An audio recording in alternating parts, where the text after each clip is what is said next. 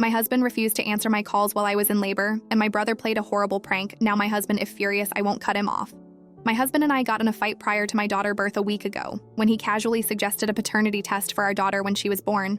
To be clear, this was completely out of the blue with no wanting or reason.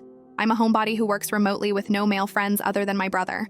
I told him that he was accusing me of infidelity, and he said he just wanted to be sure, and kept bringing it up until I told him, after 3 days of him asking and the stress starting to make me physically ill, that I didn't want to talk to him and left to my brother's house. I called him while I was gone and tried to work it out, but he refused. After all this, I went home the next day to grab some things while he was at work, and I went into labor. I called him 16 times, before calling my brother, who called him another half a dozen times himself while on the way to pick me up and then on the way to the hospital.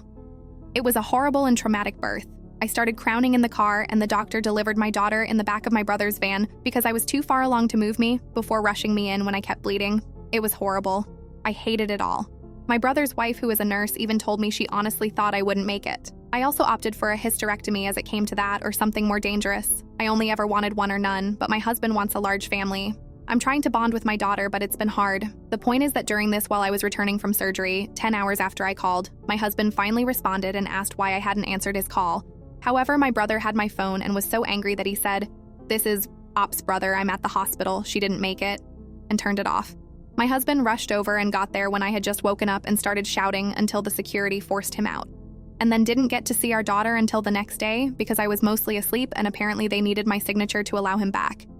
My SIL thinks it was horribly cruel but that he deserved it. But my brother stands by his prank and says that he only gave my husband 10 minutes of the same fear he had felt at my side for 10 plus years. Whenever he sees my husband, he also keeps telling him that I nearly died because we waited for him. My brother used to be mostly indifferent to my husband, but now he absolutely hates him. You can see it in his face whenever my husband enters the room. And he's been visiting a lot because he doesn't trust my husband to care for me while I'm still healing. My husband is furious that he won't apologize and that I won't make him, and yelled at me when I said that the only reason my brother had my phone was because he wasn't there. I am trying to be empathetic. I know he feels guilty. I've spoken to my therapist, and she says the apathy I'm feeling is likely general and not solely focus on him from lingering shock from the trauma, but didn't say much about the prank. My MIL has been texting me to say that my family is horribly cruel for the prank and that I should go no contact with my brother, and now my husband is saying the same. I just don't know what to do. I'm not in a good headspace. It's been hard to be in the same room with my husband, and I've been sleeping in the guest room with my daughter. He brought up the paternity once, and I just exhaustedly told him to either get out of my face or go stay with his mom if he's planning on stressing me out even more. I really don't feel myself. And yes, I am taking the likelihood of PPD seriously, and my therapist who has suggested that it may be PTSD too. However, I just want more opinions because I just don't know. Update: I can't update the old post, but since so many people reached out, I thought I'd make a new one. So I don't think this will be something we can come back from. I just don't think I'll be able to heal with him because there is no way he didn't know it was me calling, and he still hasn't told me why he didn't answer. I know I thought I wouldn't decide right away, but I actually don't want to forget how terrible it was waiting on him, thinking he couldn't possibly leave me like that no matter how angry he was. I took the time to think of that moment before it all went down, and just how grossly betrayed and scared and alone I felt while the contractions were hitting and I was on my knees trying to breathe through the pain while waiting on the phone while it rang though, and I just don't think there's any coming back for that. I wouldn't want my daughter think it's okay to stay with a man who destroyed her trust that way either. I will be contacting an attorney and will be meeting with them in the coming weeks. We had a prenup, so it hopefully won't be to hellish, I hope. I feel like this situation became even clearer when my friend asked me if I'd still trust him as the one to sign off on my medical papers, and the reaction to that idea was visceral. I wouldn't, and I want him to get off that legality as soon as possible, in fact. There are roommates I had in college would trusted more. I would have never ignored so many calls from him consecutively unless I had told him expressly that I was unavailable at a specific time, and even then. I feel good with my brother and Sil here with me, especially so with her being a nurse and having been there through the birth. It's really helped us bond in a way that we'd never really had time to.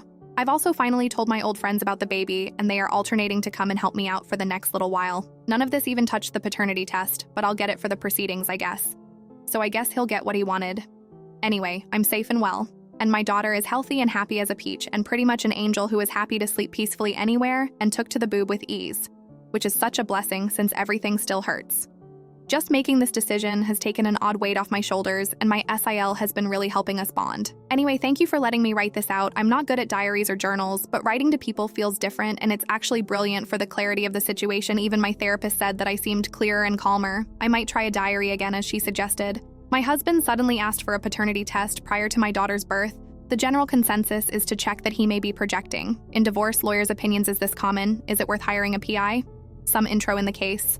Popped the paternity test question on me with no reason. We fought for a couple days before I went to my brother's. I was within 2 weeks of my due date.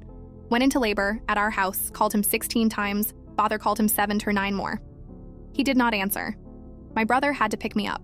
Had a traumatic birth, was kept bleeding, was lucky to conscious enough to sign for myself to get a hysterectomy when things went wrong. Nearly died. He contacted me 10 hours later. Unapologetic. Has mentioned the paternity test against the week plus since. Still has not told me why he didn't answer. I will now be going forward with divorcing him, as I no longer trust him as a partner. We do have a prenup, me with my house and my business, and him with money from his family. I do intend on filing for full custody, as I think his reaction, whether spiteful or not, was dangerous, and as a father missing calls, 23 plus in a row could be a life and death situation. Is it always worth investigating infidelity in divorces if it's suspected? And do any divorce lawyers find this all seemingly suspicious in their opinions? I will be contacting my lawyer this week. I will likely be getting the paternity test for the divorce. My 33F husband, 34M, fell in love with another woman and wants to try polyamory. Hi, I've been married to my hubby for 4 years and we've been together for 12 years. After a lot of financial struggle, we bought a house and we are now planning to get kids. Thing is, a few months ago, my husband fell sick and had to stay home for a while. He decided to pick up an online game and started having weekly sessions with a group of players. Among them is a girl, 30, I think, and long story short, he fell in love with her. He broke down crying a month ago and admitted it. He told me it built up so gradually he didn't understand how he felt until it was too late. They started texting privately after meeting and eventually had one-on-one calls together. Then at some point he said, she told him she was in love with him and he realized it was mutual. He said he told her it was impossible, but loved her too. They tried to be just friends, but they couldn't resist and continued to show affection for each other. He showed me the texts, but also venture into sexting. She asked if she could meet him face to face, but he refused. So he told me all of this, apologized over and over again, and told me he couldn't control himself, and while he loved us both, it was me he would choose no matter what. I was still very upset and slept at a friend's that night to gather my thoughts. I decided to forgive him because he clearly felt guilt and wanted to work it out. I told him that while I was deeply hurt, I still appreciated him coming forward to me and being honest about what happened. We got into long conversations about how we were feeling in our relationship. I accepted he could love someone else, but said I didn't like how he handled it. He agreed, and then yesterday he asked if I was comfortable opening up the marriage to polyamory. He said he still wanted to live with me and have kids, but can't erase nor ignore the feelings he has for her. He says he wants to do it right and let us both see other people, with clear boundaries and communication, and still be present for one another. I'm gonna be honest, it made me very uncomfortable at first. We have several friends who are poly, I know more or less how it works. But I never really thought about getting into it myself. I am not against, it just never crossed my mind before. I am trying to think it through, but it's a lot to take in. Sorry, my writing is probably messy, but it's kind of hard to focus. I guess it's too early to decide, and we have a lot more to discuss beforehand, but still, could you guys give me your opinions on this? Thanks a lot. Update. Hey guys. First off, sorry I didn't reply to all your comments. I am very thankful for them. They helped me realize hard but fair truths about the whole situation. I waited for a bit to think about it all and had multiple long discussions with my husband. I wanted to confront him before making a final decision. To answer some of your questions, the other girl wanted to meet him, but they never did. Partly because my husband refused, but honestly, mostly because she lives too far from here. I still got checked for STDs though, and I'm clean. Yay.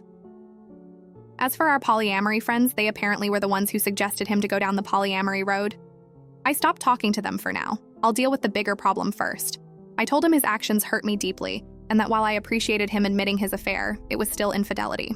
I told him what you guys said, that turning it into polyamory was merely greenlighting the affair after the fact.